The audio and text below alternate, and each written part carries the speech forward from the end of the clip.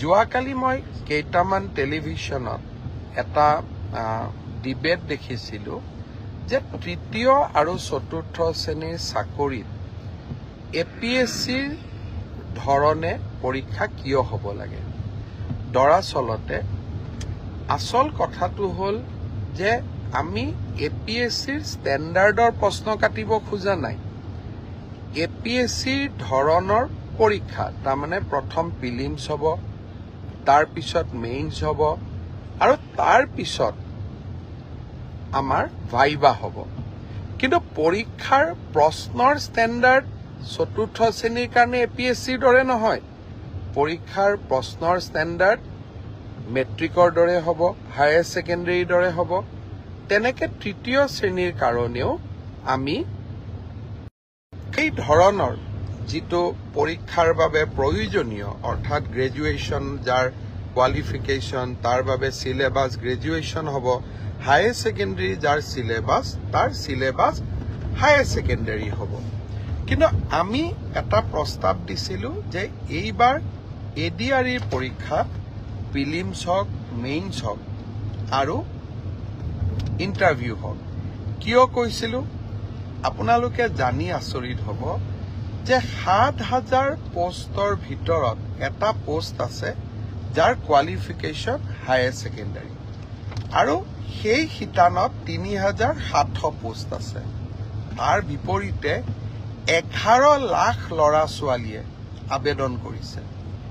১১ লাখ ল'ৰা ছোৱালীক যেতিয়া আমি পৰীক্ষা পাতিব যাম, এটা পৰীক্ষা কেন্দ্ৰত যদি ৫০০তকৈও আমি ল'ৰা ছোৱালী বহাৰ সুবিধা দিওঁ, আমাক ২১০০ পৰীক্ষা কেন্দ্ৰ লাগিব আৰু ২১০০ পৰীক্ষা কেন্দ্ৰত সমানে এটা পৰীক্ষাৰ কোৱালিটি মেইনটেইন কৰাটো অসম্ভৱ, প্ৰত্যাহ্বানমূলক হৈ পৰে।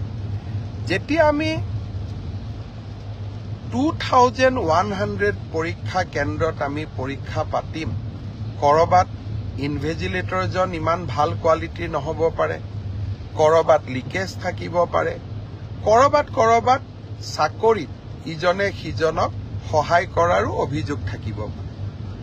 যদি আমি প্ৰিলিমছত এই অভাৱ বা অভিযোগ যিসমূহ থাকিসমূহৰ পৰা আমি যেতিয়া প্ৰিলিমছৰ পৰীক্ষাৰ ফলাফল দিম, প্ৰিলিমছত ১ লাখ ল'ৰা ছোৱালীয়ে পাছ কৰিব আৰু ১ লাখ ল'ৰা ছোৱালীক আমি যেতিয়া মেইনছ পৰীক্ষা পাতিম, তেতিয়া তাত পৰীক্ষাৰ কোৱালিটিটো আমি খুব সূক্ষ্মভাৱে মেইনটেইন কৰিব পাৰিম। অৰ্থাৎ শেষলৈ গৈ যোনে চাকৰি পাব, তাত কোনো ধৰণে কোনো কেণ্ডিডেটে কম্প্ৰমাইজ কৰি চাকৰি পোৱাৰ সুবিধা নাথাকে।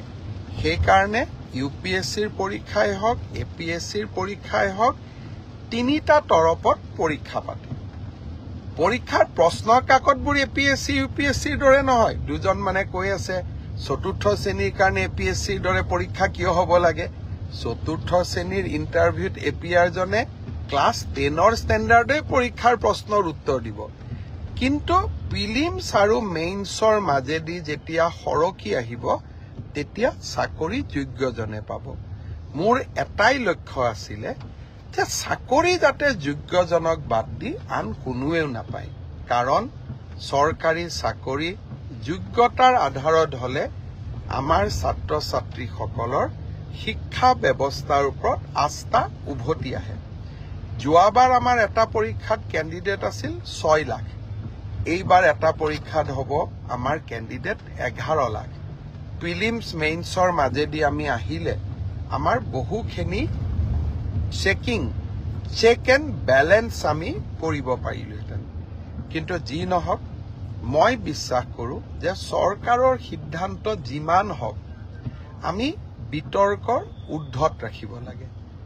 দুই এজন ৰাজনৈতিক দলেই হওক, আমাক বেয়া পোৱা দুই এজন ব্যক্তিয়ে হওক, চৰকাৰৰ প্ৰতিটো কথাতে তেওঁলোকে বিতৰ্ক হোৱাটো বিচাৰে।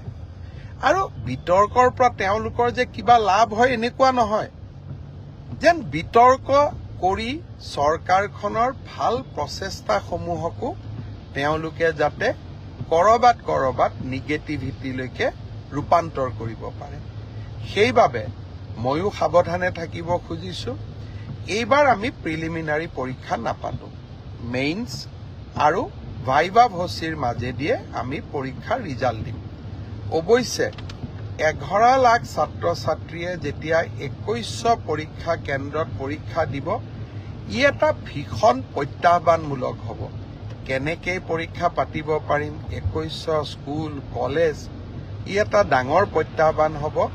চৰকাৰী বিষয়াসকলে এই বিষয়ে আলাপ আলোচনা আৰম্ভ কৰিছে। ৰাইজৰো সহযোগিতা লাগিব। কি ধৰণে পৰীক্ষাটো বিতৰ্কৰ ওপৰত ৰাখিবৰ কাৰণে ৰাইজৰো আমি সহায় ল'ব পাৰো, তাৰ বিষয়ে আমি চিন্তা চৰ্চা কৰিছো। সময়ত আমি আপোনালোকক কম। 3 অক্টোবৰৰ পৰা পুলিচৰ ইণ্টাৰভিউ আৰম্ভ হ'ব। তাত এনেকুৱা কোনো অসুবিধা নাই, যোৱাবাৰ যেনেকৈ নিযুক্তি হৈছিল এইবাৰো হ'ব। আৰু শিক্ষকৰ নিযুক্তিৰ ক্ষেত্ৰতো আমি ইতিমধ্যে ব্যৱস্থা আৰম্ভ কৰিছো আৰু ইয়াতো বহুত বেছি বিতৰ্কৰ অৱকাশ নাই। আৰু এইবিলাকত নিশ্চিত কোৱালিফিকেশ্যন লাগে কাৰণে কেণ্ডিডেটৰ সংখ্যাও কম। কিন্তু তৃতীয় আৰু চতুৰ্থ শ্ৰেণীত এইবাৰ অসম্ভৱ প্ৰাৰ্থীয়ে আবেদন কৰিছে। সৰ্বমুঠ 18 লাখ আবেদন এই 14,000 পোষ্টৰ কাৰণে আমাৰ ওচৰলৈ আহিছে।